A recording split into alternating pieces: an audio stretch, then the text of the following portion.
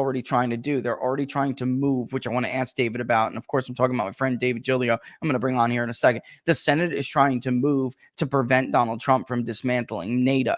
Like, this is already happening because they know, or they believe that Donald Trump is going to win. So let me bring on David Giglio, ladies and gentlemen, running California 20. Buddy, thanks for coming on. I know it was last minute again the other day. I was like, hey, man, this is pissing me off. Can you come on and talk about it on Friday? Thanks for coming on. No, thanks for having me. This is my favorite place to be. Got a little cold, so my voice sounds a little weird. Me too.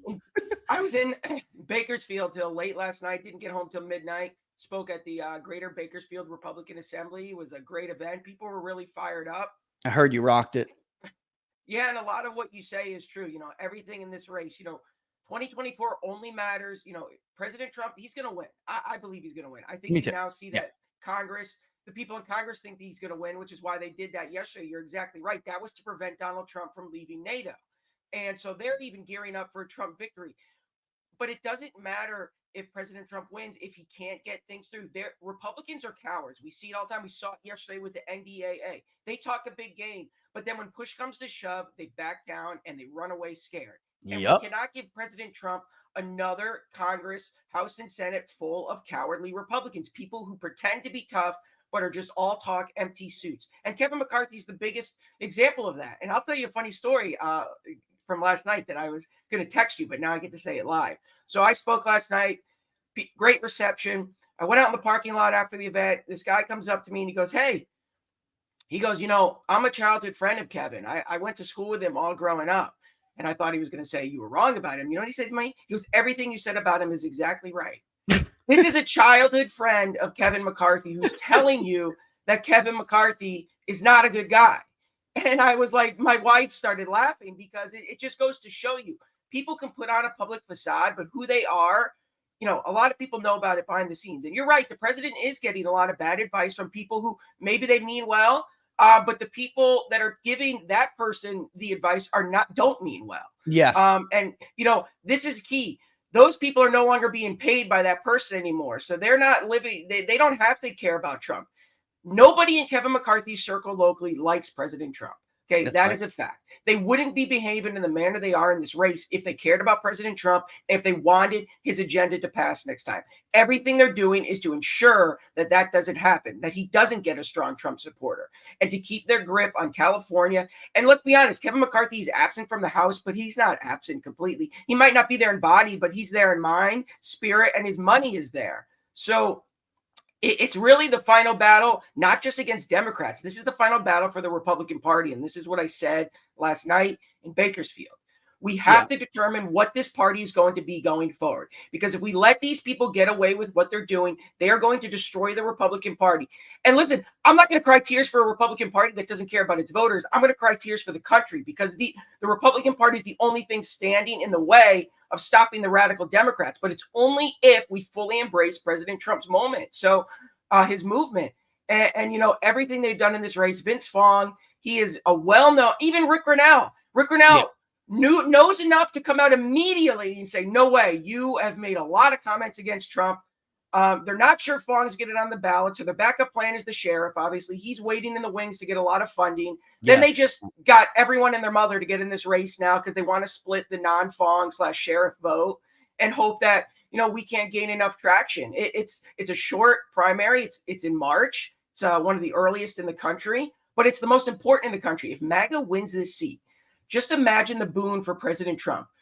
One of his guys, a real loyal Trumper, takes the former Speaker of the House's seat as we go into the presidential election. That's real change. It's going to give him a lot of momentum. Yeah. And that's what the people in Bakersfield wanted. They're all about real change. They're frustrated. They've been promised a lot from McCarthy and his acolytes around the state for years, and nothing's gotten better.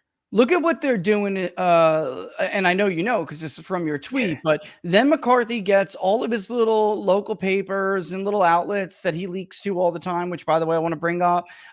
Here is, first of all, you were the first one in this race. All right, before they didn't even put you in this thing, in this graphic. They didn't even note you in the article. Even though you're the one who is suing Fong to keep him. Listen, that was smart. And people are so stupid that were, telling, well, I guess just let it go. You can't let it go. You can't complain about Democrats and lawfare and abusing the law if you do it too. That's called being a hypocrite, and voters can't stand that. They would rather you just be whatever it is, even if it's not, even if it's unseemly. If you're honest with voters about who you are, like, listen, we're Democrats, and to us, the ends justify the means. Get on board or get lost. Republicans try to play like they're like fake moralists, virtue signals and all this crap. The truth is they don't do anything about election fraud, David, because they want to use it too to beat people like you. No, they don't do anything about lawfare because they want to use it too to go after people like you. They're full of crap. Until that gets removed in the party, it's like a cancer that is going to spread and has been spreading. And if I'm telling you, if MAGA, which is you, because nobody in that picture is MAGA. Nobody in that picture is MAGA. If MAGA takes the former speaker's seat, it is symbolic. It's a huge, not just very real world win for America First, but it's symbolic. This is an R+20 more district. There is no reason to have a rhino like Vince Fong. And it's so disgusting because they're real careful about public statements they make against Donald Trump, but then they curse him behind his back. We told people this about John Duarte. They didn't want to listen. And now here we are. John Duarte has 8 advisors who have worked for him that run around because they left. They can't stand him. He's a terrible candidate. He's a horrible person. And they don't want to be a loser. So they left. And he's gotten his new team now, while the old team runs around and tells everyone who will listen how much he hates Donald Trump and how much he talks crap about Donald Trump. They're real careful about it publicly, though. So instead, you have to go around and find all of Vince's friends. And it took no time at all to find 10 people who love Vince Fong, who are going to work with Vince Fong, or supporting with Vince Fong, who can't stand Donald Trump. They hate his guts. It's all over their social media. They can't stand him.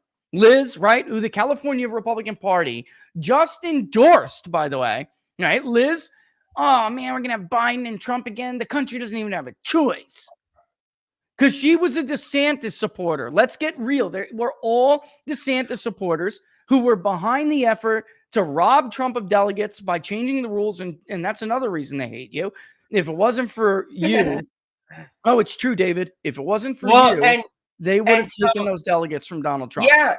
And you want to talk about Vince? And Kevin's been very secret about, Kevin's always on TV. I mean, now he's pathetically begging President Trump for a cabinet job.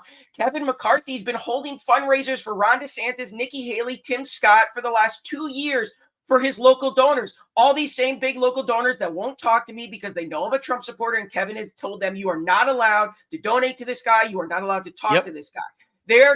Those are the same donors that donated to DeSantis, held fundraisers for him, that are now going to flood their tons of cash into Vince Vaughn, into Sheriff Boudreaux. I mean, we got a sheriff who's their backup plan, who the LA Times, of all papers, wrote a glowing article about how this sheriff is from Tulare County, which Donald Trump won by double digits, but he doesn't believe in a hardline approach on immigration. This is a state, California, that's a border state. There's crime everywhere, homelessness everywhere. Illegal immigration is a huge impact on our communities, and we have a sheriff who thinks it's not his job to enforce immigration law.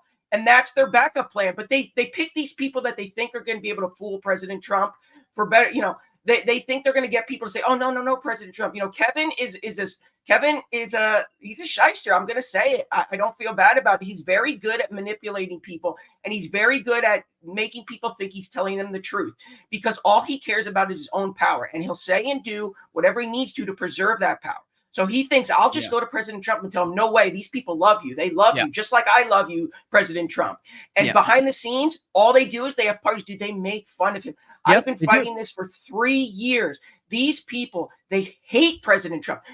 California, you are not allowed to be elected in the state of California if you are a Trump-supporting Republican. The only people that are elected in the state of California are loyal Kevin McCarthy Republicans, given the green light. And it all goes back to the developers here, because that's what this is really about. The rich developers here buy these candidates, and they're getting a lot of contracts, and they're building a lot of things. They're buying up farmland. They're getting rich, and they just keep the people they've invested in office.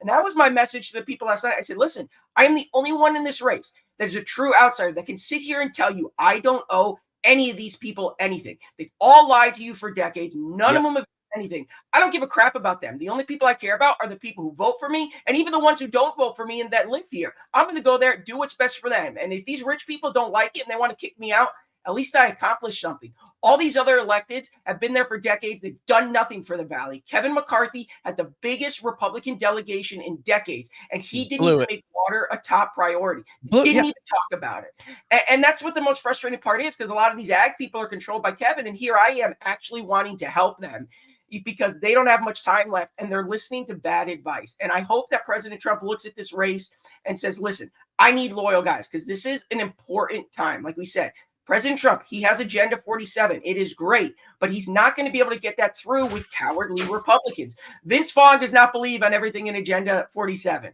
Mike Boudreau does not believe in everything on Agenda 47. None of these other people do. And so you're right. They hate me too, because we blew up. They tried to screw President Trump out of delegates. And me and Laura Loomer, we went and we said, wait a minute. This makes absolutely no sense, because they tried to paint it as, oh, no, President Trump wants this, right? And I was like, that makes no sense. Why would the president want to lose delegates that he's gearing up to win? Why would he surrender delegates?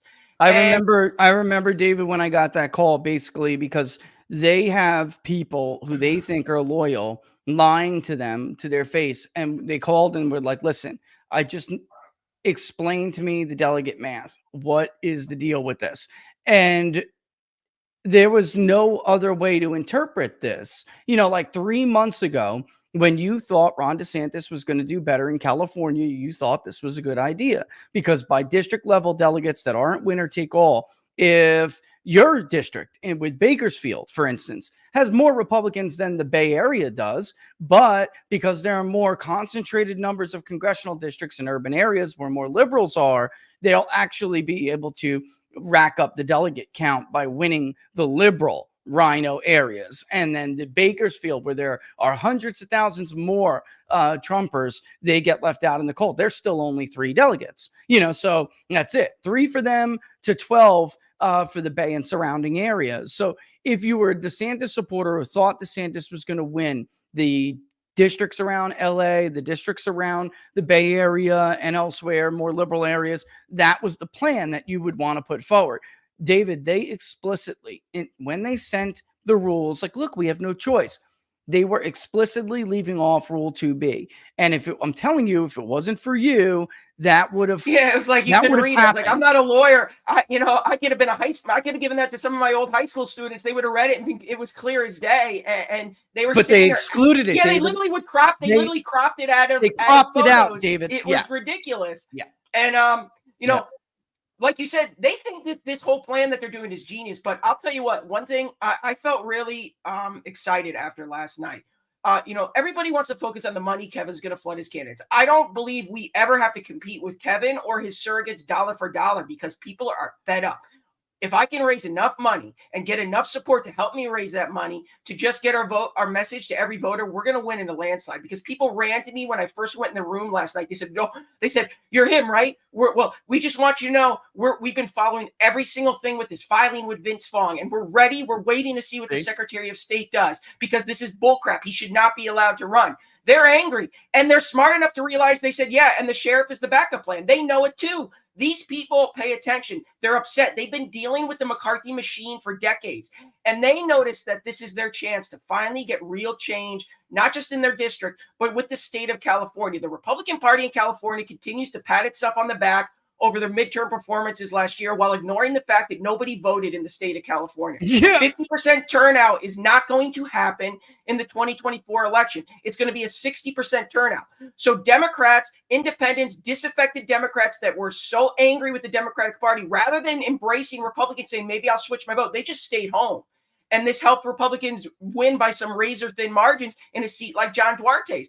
But if you couldn't get them to vote Republican then with your message in a year when it was terrible economic conditions and people were desperate for change, how are you going to do it now? They haven't changed anything. Rather than doing that, looking at the numbers and seeing the truth behind them, they're patting themselves on the back and they're pretending like everything's great. It's not. It's going to be a presidential year. You're going to have 60% plus turnout, maybe 70% turnout, because everybody gets a ballot in California. So you're looking at a really high turnout election. And a lot less white. A lot And less white. Republicans are going to have to come up with a message that brings non-Republicans to the polls, or not just non-Republicans. What's Trump's secret? Non-voters that don't always vote, but they come out for Trump and his message. The California GOP has no interest in appealing to those people. They're so desperate to appeal to the soccer moms in Orange County, and that's no disrespect to soccer moms, but there's not enough of them. There's not enough. And so, David, Laura and I went out to California immediately after almost the 2020 election. And I basically gave this presentation trying to explain this to them. They completely ignored me. They wasted $15 million on a recall, investing everything in Orange and San Diego. When I told them the only votes you're going to get for that are out of the Central Valley, they laughed at me. Right, Laura? You were there. So were my children. They laughed. All right. And they thought it was funny. And they got their butts kicked in Orange County. They lost San Diego. They did not get yes for either one of those areas. Where did they get yeses? The Central Valley. In Stanislaus. Larry Elder racked it up. I mean, Merced County, which was a Biden plus double-digit county, went for Larry Elder. I mean, but look at, they went for Larry Elder. They didn't go for the guy the CAGOP wanted, which was Kevin Faulconer, the establishment candidate. They went for Larry Elder, the America First guy, and you know, which is why they didn't support Larry. By the way, they left Larry out to dry. They left Larry out to dry in the general. Yeah. Let me just say this, because this is part, par for the course with them. This is their MO. So with Larry jumped over them, leapfrogged them, and Kevin Faulconer was their guy. They basically will tell you in California, do your dues, wait your turn. They want you to be like them, a career politician, that basically serves on the way up the ladder, because they feel like that's their goal. That's their career path. When somebody leapfrogs them, they get mad. And Kevin was their chosen guy. And so when Larry Elder beat him, they left him, it was obvious he was going to beat them. They left him out to dry, man. They just left him to spend no money. Gavin Newsom spent millions of the Democrats. The Democrats spent millions once that was over. They gave nothing to Larry. And you just made a point. One, they think you got to rise up from, they told me this last time. Hey, we know we just shot you in the back. It's nothing personal, but maybe if you're a good boy and you go rise up from supervisor and you spend the next 20 years, moving up and kissing our butts, you'll be there one day. And I said, well, I have no interest in that. I don't want to be a politician for the rest of my life. And, last night, one of their other big things is, well, David, you're not born here. I had a former person who texted me, said, they're never going to support you. You're not born here. We don't care. And I talked to the people last night, and I was up front. I said, you know what? They're like, what are they going to use against you? And I said, well, one of their favorite things is I wasn't born here. And the people said, who the hell cares about that? Yeah, they called you carpetbagger last time. But these people at the Bakersfield Republican Assembly said, nobody cares about that. They said, who cares you weren't born here? They said, immigrants aren't born in the United States. It doesn't make them any less American or any less Central Valley. I wasn't born here. I'm choosing to be here. I'm fighting to save this area. There are people elected in office that have been here, that are born here. Yeah. They've been in office for decades. They're doing more harm than good. So it's always been a really ridiculous excuse. Really what it is, it's about the clique. It's about the club. It's the clique. And the more I've been in politics and learned, the status quo is all both sides of the aisle want to preserve, because they're both making money off of it. And they don't want to solve the water issue. Larry Elder's people told you the same thing that we figured out. There's no impetus to solve the water issue. Nope. Johnny Teixeira knows they don't want to solve it. I do, because I'm not bought and paid for. And I spoke to Larry Elder's, just to tell people, I spoke to Larry Elder's good friend. He also, by the way, is involved with a polling firm, which everyone knows. But, he made the calls, and he was like, look, we're going to try to put together this coalition. Larry really wants to tackle this. They laughed at him. They're like, you don't understand. We just use that as a campaign thing. Nobody's going to solve the water issue here. Devin Nunes joined Congress. He ran for Congress because of the water issue, and then found out that there was never really any appetite to fix it. Even when Republicans, you could get some Republicans motivated. They just didn't have the power or the, let's be honest, the testicular fortitude to fight the Democrats and the activists, to be able to get it done. They just don't, even though we've polled the area constantly over this, they overwhelmingly, they support green policies. They're pro-environment, but not above not having their basic water needs met. Well, and that's the best part of my water plan is that it takes into account the environment. It's not only solving the water issue, it's also helping the environment. And Yeah, that's your the water great thing plan's the about best. it. This is for every side. Nobody else has proposed that. Yeah. I am the only one who has it. And let's say this, Devin Nunes, he was a hero of mine, the way he stood by President Trump. And doesn't he want somebody in there that he knows is going to be loyal to President Trump, that he doesn't have to go back and answer for and say, well, I'm sorry he did that. I'll have an intervention with him. It's not Vince Vaughn. Help somebody who's going to go there that you're never going to have to worry about it, because I'm doing there because I believe the only reason I'm involved in this is because I believe that President Trump's vision for the Republican Party is the only way forward, because it's in the math. The data is there. That is why President Trump is outrunning Republicans across the country right now, in some places by double-digit margins, because his vision of the Republican Party wins. Their vision is going to cost us to lose this country to the radical left, and we are looking at permanent minority status. And so when I want to be there, so when President Trump comes to Congress, he says, we're shutting down the border, we're building the wall, we're leaving NATO, we're drilling oil, I'm not even going to question him. Say, you got it, sir. That's what we're doing, because that's what we ran on. None of this. Okay, I would just want to stop you there and just say, it's ironic about this. You had people like David Valadao and his dumb advisors thinking, that Trump and Trumpism was so toxic, it's the only way they could survive. And it may have bought them short-term survival. But now, David Valadao, deep trouble. John Duarte, who can't stand Donald Trump. The only hope for John Duarte is if Donald Trump convinces enough Hispanics to vote for him, because this is another reason why they can't stand you, David. Not only because you didn't bend the knee, take the district, the supervisor or the assembly district or the state Senate seat they offered you. It's not just that. They wanted you to call those Hispanics in Merced that you canvassed, that you won, that 15 support came from Merced, Hispanics in Merced. They wanted you to contact them and tell them to vote for John Duarte, and you didn't. And by the way, I just have to say this, personally, I'm glad you didn't. And I'm not a partisan like that. Had you told those people that you supported John now and it's time to get behind John, you would have been lying to them. You would have told all of those people that you brought into the process, this guy is a good guy. He's going to do this on the border. He's going to do this on, he's more concerned about your wages than he is Ukraine. Like, none of that was true. So if you would have told them that, they would have held you responsible too for that lie, because you know what I'm saying? They would have said, David, you told us to support this guy, and he turned out to be like Dan Crenshaw without an eye patch.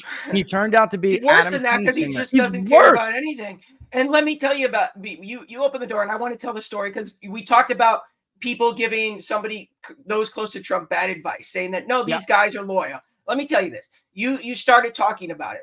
I know people that John is burning through staffers, okay? And these people that are working for him, they're younger staffers. They come from the academic, they're fresh out of college. They know people who I'm good friends with. They know people who talk to me, and they have been they're like, I couldn't wait to get off that campaign. John is all he does is say to us, go get me votes. And then we go back to him, we say, hey, you have no message for Hispanics. How are you going to get them? He says, I don't care. Go get votes. And all he does is badmouth President Trump. They said all he does is mother F President Trump behind the scenes. He hates him. He's a bad dude. And that's one of the reasons I couldn't tell people to vote for somebody I myself wouldn't have voted for. If it was a guy I was friends with, I believed in, I would have had no problem endorsing him. And you want to talk about Valadao and some of those people, because some of those people are the ones that are now in the ear trying to get Fong endorsed. When President Trump was running for re-election in 2020, they sent a bunch of MAGA stuff and Trump signs to Valadao's office. It got put up in the window, and Valadao's campaign manager came in and said, take that stuff down. We do not have that in the window. They do not like President Trump. They want President Trump's money. They want his endorsements because they want to win, and then they want to screw him over. We cannot have that happen. We can sit here and argue all day long, but this is, if anyone supported by Kevin McCarthy wins this seat, it's not going to be good for the president. And, I believe that the president should he needs to throw as many darts at the wall as he can. Forget about endorsement records. Forget about how many wins. You need as many allies as possible. So the more people you back, the more you get through, the better. This is your final run. This is your final chance. This is everything. You got to win as many as possible, so you got to endorse as many as possible. Who cares if you lose some? Win as many as possible. This is an easy win for the president. Yeah, R plus 20 seat. It's MAGA country. he's President Trump won this district by double digits. Larry Elder romped this district. There is no reason a wishy-washy even in the primary, David, Republican should come from it. And so even in the primary, he's winning it by like 30, 35 points or something like that. Let me ask you this real quick because we got to wrap the segment. But you just had this event last night, so it's just like a perfect question. And this is from Clover Girl. Other than the water issue, what are the top 3 concerns of voters in District 20? And you just were talking to him last night, so what do you think the top 3 concerns are in 20? Well, President Trump has talked about day one. He wants to drill. And obviously petroleum is a huge issue. We sit on some of the richest oil reserves in the country, especially in Kern County. And so bringing jobs back to the petroleum industry and solving that issue is a big issue. And one of Kevin McCarthy's biggest failures is he didn't use his most powerful tool, the power of the purse, to force Democrats' hands, to say, we're not moving forward with anything unless you give us these concessions. So that's a big issue. Crime is a huge issue. My store is in Clovis, which is a great town, great city, one of the best in the state. And I've been robbed 3 times. And a lot of that has to do with the southern border. We have to secure the border. We have to close the border. Crime is huge. Drugs are huge. All of that in our communities in California is because we have an invasion at the southern border. And if you think a sheriff who thinks it's not local law enforcement's job to enforce immigration law is who you want in office, do you think he's going to support President Trump when he says we're going to send people back, we're going to have a moratorium on immigration? He's not. Vince Vaughn is not. That's a big issue.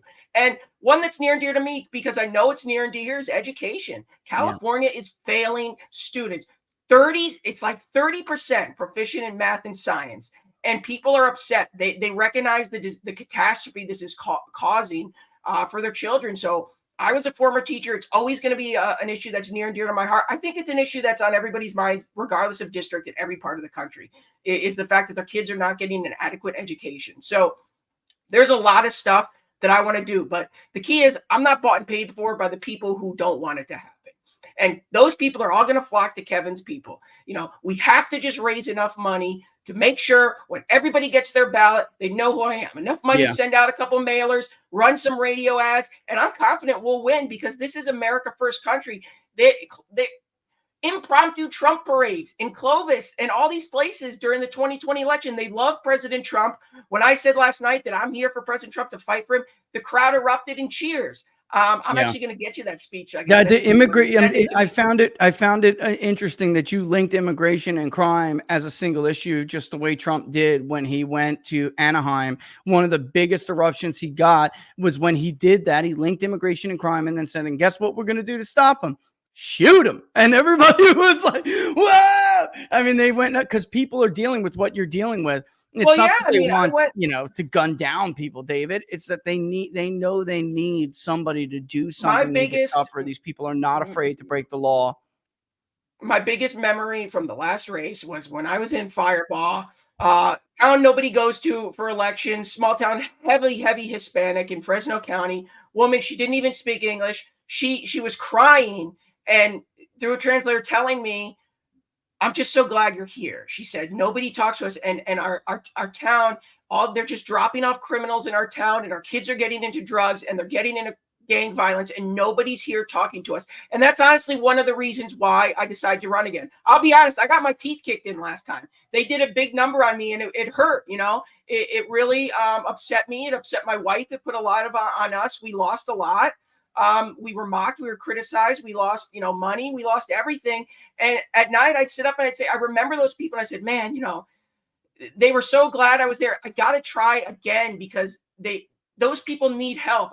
I didn't win for them last time. And I want to win for them because I want to help them. And she wasn't even a Republican, and she took my sign and she was a big supporter. So that's what still motivates me. And people could say all they want about it. The fact is, I'm confident if we have the money, we'll win this in a landslide. If we have the support, we'll win it in a landslide. I hope the president sees this. I hope he takes a serious look, because I'd be honored to have his endorsement, and I'd be honored to stand there with him and finish the job, because this is about making America great again. This is about making sure President Trump's permanently changes the Republican Party. And you are right. There's a lot of fake MAGA in this party that get elected. I mean, Dan Crenshaw pretended to like President Trump. He got elected as a Tea Partier, President Trump supporter, and we all know that's not true. Those people are just good at getting money because they're getting funded by Kevin McCarthy. Look at Michael Cassidy, right? Michael Cassidy went to Kevin McCarthy. He would be in Congress right now if it wasn't for Kevin McCarthy. Joe Kent would be in Congress already if it wasn't for Kevin McCarthy. A lot of good people got destroyed by Kevin McCarthy because they were Trump supporters. That was the only reason. So before the hit piece on J.R. Majewski, it was close. David, it was a single point race. Yeah, and it breaks my heart when people criticize J.R. and they say he's a bad candidate. J.R. was outspent by millions in a congressional race. Guys, $1 million in a congressional race is a huge deal. You're talking about a smaller area. Stolen valor. He was pegged with stolen valor. That's a death sentence well, especially for Republicans. It's a death sentence if you get pegged with stolen valor. That wasn't true, but that's what happened. And when people went to go vote, that's what they thought. That was he's been fully vindicated, and there's still people that are never going to believe it, and they're always going to call him that. And that's unfortunate. They ruined this guy's life. It's permanently damaging. And do you think Kevin cares about that? Do you think Kevin feels bad that he just did this to a veteran? He compared Joe Kent to Adolf Hitler. He put Joe Kent, a Green Beret, on a flyer next to Adolf Hitler. Do you think Kevin loses sleep over that? He doesn't. Doesn't. He's happy because he won. So we have to win this seat. We got to win. I appreciate you having me on, and I hope the president's watching. I hope his team's watching. And I'd say this to Devin Nunes. I'm your guy, man. I'd love to sit down. I'd love to talk to you. You know, you'll never have to question where I lie. I'm going to fight hard for your boss, for you, and to get these people the help that you wanted to deliver them when you were in Congress. We can do it all together, and let's make the Valley great again, and then let's make America great again. Tell people where to go, David, to check out the website. I do know just to tell people, the people who may have signed up to volunteer, I'm sure they're going to hear something soon. But he's been dealing with like lawsuit stuff that he's got to do. You had to do that, and you got all this other stuff going on. So, but tell people where to go, sign up, get to know whatever. Every dollar counts. We're up against the McCarthy machine. The local donors, the big donors, the guys that have the money that fund the candidates are not giving me money. They're not answering my calls. They're never going to. They didn't last time. They won't this time. $5, $10, $25, $1,000, anything helps. So go to my website, www.davidagiglio.com. You can also go davidagiglio.com/donate to make a contribution. If you live in the district, volunteer. But even what I said last night, there's an option for you to host a town hall. I will come to your house. If you can get 5, 10, I don't care how many friends together that want to hear me talk. Let me come to you. Let me sell. That's how we're going to win this thing on the ground. So that's an option. Host a town hall for me. And then, like I said, we're going to do this together. This is an important seat. It's an important race. It means a lot to the country.